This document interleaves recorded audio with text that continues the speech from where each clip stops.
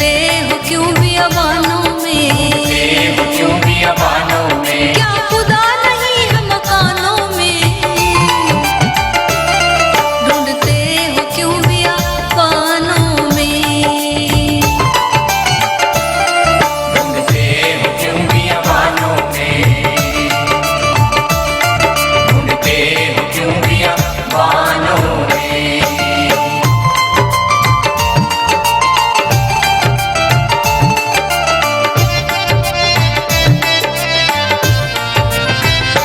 मन के मनकों का कुछ हिसाब करो,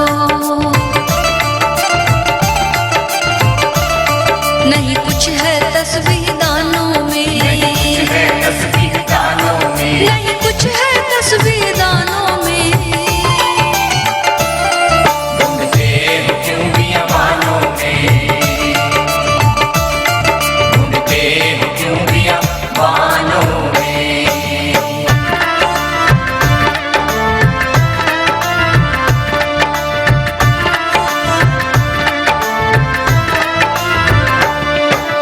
पूजा से रब नहीं मिलता,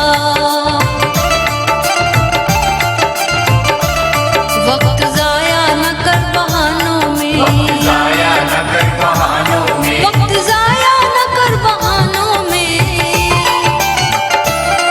ढूंढते हो क्यों बियाबानों में, ढूंढते हो क्यों बियाबानों में।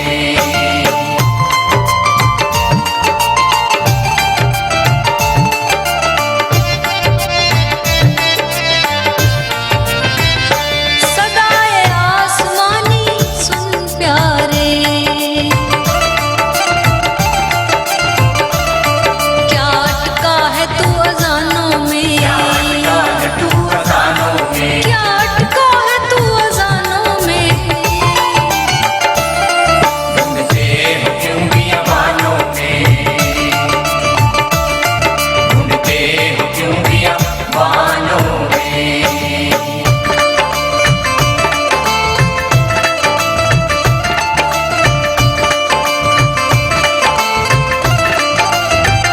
खोजते हो किताबों में जिसको, खुदा बसता दिले दीवानों में, बसता दिले दीवानों में, खुदा बसता दिले दीवानों में। ढूंढते हो क्यों बियाबानों में, ढूंढते हो क्यों बियाबानों में।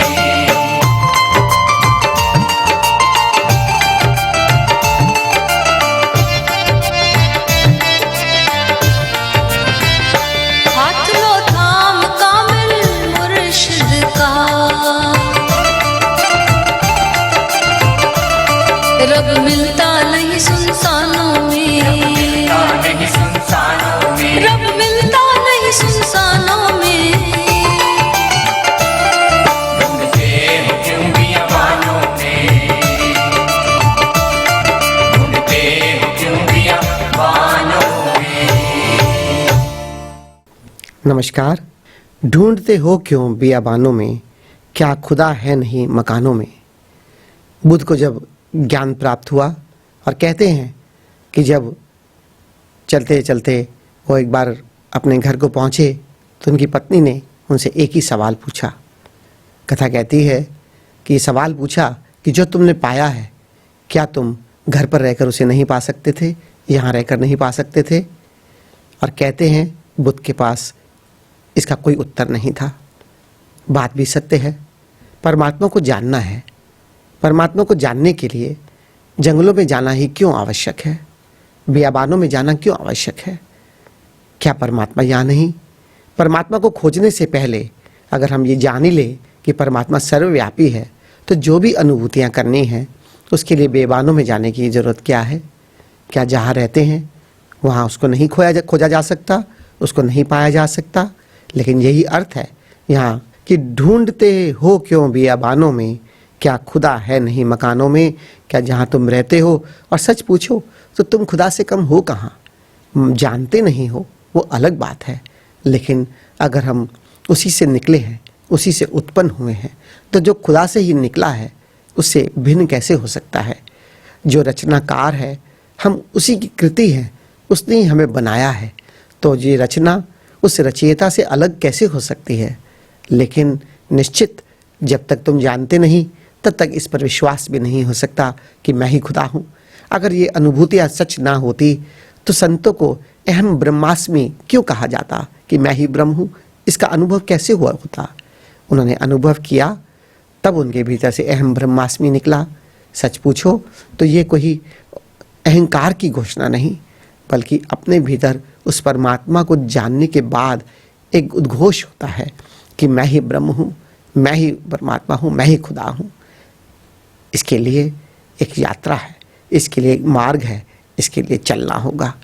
मन के मनकों का कुछ हिसाब करो, नहीं कुछ है तस्बीह दानों में।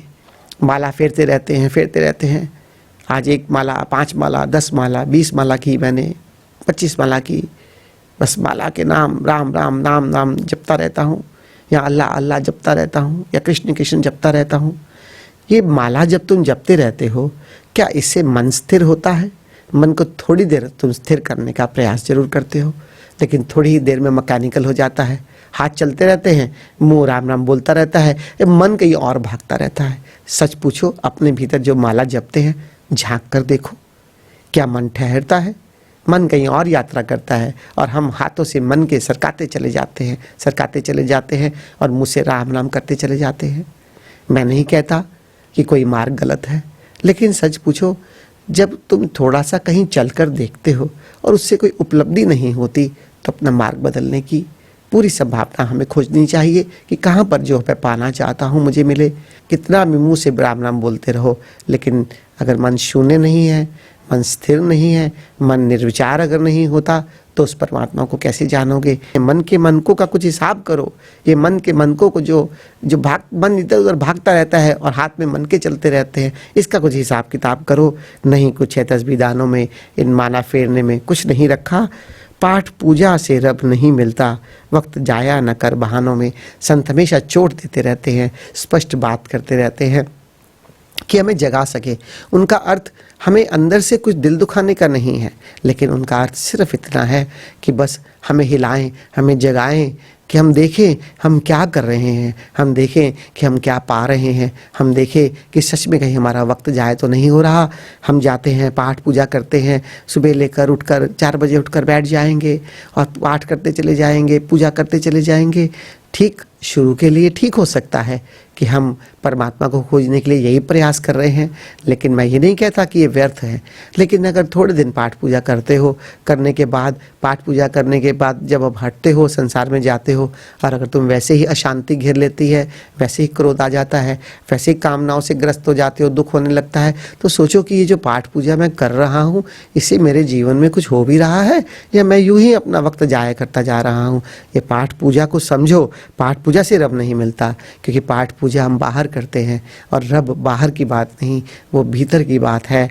वक्त जाया ना कर बहानों में, और ये बहाना मत बनाना कि बस मैं पाठ पूजा कर रहा हूँ, मुझे और कुछ करने की ज़रूरत नहीं। ये मन हमारा जो है कुछ करना नहीं चाहता, इसलिए इसी में राजी होकर रह जाएगा, इसी में फंस कर रह जाएगा, इसी में उलझ कर रह जाएगा। जागो और देखो, अपने जीवन पर दृष्टि डालो कि तुम पाठ पूजा कर रहे हो, इससे जीवन में क्या मिल रहा है। सदाए आसमानी सुन प्यारे, क्या अटका है तू अजानों में। और संत जो है केवल यही नहीं कहता कि तुम जो कर रहे हो गलत है, बल्कि सही मार्ग भी दिखाता है। सही मार्ग कैसे दिखाता है? ये मस्जिदों में अजानें दी जाती हैं, ज़ोर ज़ोर से अल्लाह अकबर पुकारा जाता है, हिंदुओं के मंदिरों में ज़ोर ज़ोर से घंटे बजाए जाते हैं। ये ज़ोर ज़ोर से आवाज़ों का उद्घोष तो हम कर रहे हैं, लेकिन वो सदाए आसमानी जो बहुत महीन है, वो सदाए आसमानी वो जो ओंकार है, सदाए आसमानी वो नाद है, सदाए आसमानी जो परमात्मा का संगीत है, वो इस सृष्टि में गूंज रहा है। वो बहुत धीमी गति ध्वनि से बज रहा है। बस उसके लिए थोड़ा सा स्थिर हो जाओ, थोड़ा सा शांत बैठ जाओ, थोड़ा सा ठहर जाओ, थोड़ा सा अपने भीतर उतर जाओ, जाओ और सदाए आसमानी को जान सकते हो। क्योंकि केवल ये कहना कहाँ तक ठीक है कि जो तुम कर रहे हो गलत है, बल्कि सही मार्ग भी तो देना होगा कि जो तुम कर रहे हो उसको छोड़कर थोड़ा इस मार्ग की तरफ लगकर देखो, इस मार्ग की तरफ चलकर देखो, तो तुम पाओगे कि इस मार्ग पे चलने में हमारे भीतर क्या घटित होता है। हम परमात्मा को जान पाते हैं, हम परमात्मा को अनुभव कर पाते हैं, हम उस मार्ग पर चल पाते हैं या नहीं चल पाते। खोजते हो किताबों में जिसको खुदा बसता है दिले दीवानों में। और कहते हैं हम ग्रंथ पढ़ते चले जाते हैं, हम पूरे वेद पुराण कुरान सब पढ़ते चले जाते हैं और हम ढूंढते हैं कि शायद इन ग्रंथों को पढ़कर हमें परमात्मा मिलेगा। लेकिन कैसे मिलेगा? क्या एक सवाल मैं तुमसे पूछता हूँ, क्या किसी ने भी जो परमात्मा को पाया, बुद्ध ने पाया, नानक ने पाया, कबीर ने पाया, ओशो ने पाया, महावीर ने पाया, क्या किसी ने कोई लिखा है किसी के जीवनी में कि किसी ने किताबें पढ़ी और परमात्मा पा लिया? बल्कि सच पूछो तो बिल्कुल उल्टा है। वो खोजते चले गए और खोजने के बाद जब उन्हें आत्मा की अनुभूति हुई, जब उन्हें परमात्मा की अनुभूति हुई, जब उन्होंने साधना की, जब उन्हें अपने भीतर सब कुछ पाया, और तब जाकर वो पाने के बाद उनके भीतर जो उनकी अनुभूतियाँ थी उन्होंने उसको संग्रहित किया, उन्होंने उसको इकट्ठा करके जब चाहे प्रवचनों में बोला गया, चाहे उन्होंने लिखा और उन्होंने किताबों का और ग्रंथों का रूप ले लिया। कहते हैं उपनिषद है क्या? उपनिषद ऋषि के अनुभव की बात है, लेकिन ऋषि ने अनुभव किया तब उस ऋषि के भीतर से उपनिषद निकला। ये बात हमें सोचनी तो होगी कि अगर उन सब संतों ने परमात्मा को पाने के बाद इन ग्रंथों का निर्माण किया है, इन उपनिषदों को रचा है, तो हमें केवल ये पढ़कर क्या होगा? हाँ, तुम पढ़ते हो तो इससे प्रेरणा लो कि ये अनुभव होते कैसे हैं, और लेकिन फिर चलो, उस यात्रा में चलो, उसे खोजो और अपने भीतर अनुभूतियाँ करो। और अनुभूतियाँ ऐसी करो कि तुम्हारे भीतर से एक उपनिषद निकल जाए। अनुभूतियाँ ऐसी करो कि तुम्हारे भीतर से भी ग्रंथ निकलने लगे। अनुभूतियाँ ऐसी करो जो तुम्हारी अपनी बात हो। अपने उन अनुभूतियाँ ऐसी करो कि जो तुमने अनुभव किया, जो तुमने जाना, जो तुमने भीतर पाया, उस बात को तुम किसी को कह सको, चाहे किसी के शब्दों में भी कहो, वो महत्वपूर्ण नहीं, लेकिन पहले अनुभव हो और फिर वो शब्द निकले, तभी ये संभावना है कि तुम्हारी बात दूसरों तक पहुंच सकती है और तुम्हारी जीवन शैली में नज़र भी आने लगता है कि ये व्यक्ति कल से आज तक कुछ ज़्यादा शांत हुआ, ज़्यादा प्रेमल हुआ, ज़्यादा करुणा हुआ, तो बल्कि सही दिशा पे है। लेकिन अगर ये व्यक्ति वैसे ही अहंकार से भरा रहता है, अगर वैसे ही कलह उसके जीवन में है, तो कहीं ना कहीं उसकी साधना की शैली में कमी हो रही है। उसे अपने अंदर ठीक करना होगा, अपने अंदर झांकना होगा, अपने अंदर जागना होगा। संतों के जीवन शैली में ये शांति और ये आनंद झरते हैं जिनकी अभिव्यक्ति ग्रंथों और कुरान और पुराण और वेद और उपनिषदों का रूप लेती है। और जो हम पढ़ते हैं, लेकिन केवल खोजते हो किताबों में जिसको खुदा बसता है दिल दीवानों में, लेकिन परमात्मा वहाँ नहीं। परमात्मा हमारे मन मंदिर में बसता है, परमात्मा हमारे मंदिर में उपलब्ध है, हमारे भीतर है। जैसे ओशो कहते हैं, परमात्मा की सबसे पहले अगर किसी को अनुभूति होगी तो अपने भीतर होगी, आत्मा के रूप में, तभी सब जगह परमात्मा को जान पाओगे। एक बात मैं बार बार कहता हूँ, इसको जानो कि अपने भीतर आत्मा को जानना होगा, और आत्मा को जानने का कोई और मार्ग नहीं, केवल और केवल एक ही मार्ग है, और वो है ध्यान। ध्यान में हम अपने भीतर उतरना सीखते हैं, ध्यान में हम शांत होना सीखते हैं, और तभी अपने भीतर, हमारे स्वयं के भीतर, अपने भीतर ये जो सदाए आसमानी आती है, ये अपनी आत्मा का जो संगीत है, वो जो नाद गूंज रहा है, ये मेरी आत्मा मेरी बंद आँखों से पूरे सामने के आकाश को जब देखता हूँ, इसमें मध्यम मध्यम प्रकाश फैला हुआ है। ये परमात्मा के रूपों की जो अनुभूति है, ये मेरी आत्मा की अनुभूति है, क्योंकि आत्मा और परमात्मा दो नहीं, एक ही है। हमारे शरीर के भीतर है तो आत्मा, और शरीर के चारों तरफ है परमात्मा। तो जो परमात्मा का गुण धर्म है वही मेरी आत्मा का गुण धर्म है। अपने भीतर जब मैं अपने भीतर उतरता हूँ तो अपने भीतर ही खुदा को पाता हूँ। खोजते हो किताबों में जिसको खुदा बसता दिल दीवानों में, हाथ लो थाम कामिल मुर्शिद का, रब मिलता नहीं सुनसानों में। और अंत में ये महत्वपूर्ण बात करते हैं, अकेले से ना होगा। कौन बताएगा कि सदाए आसमानी का कैसी है? कौन बताएगा कि भीतर का नूर कैसा है? अकेले से ना होगा।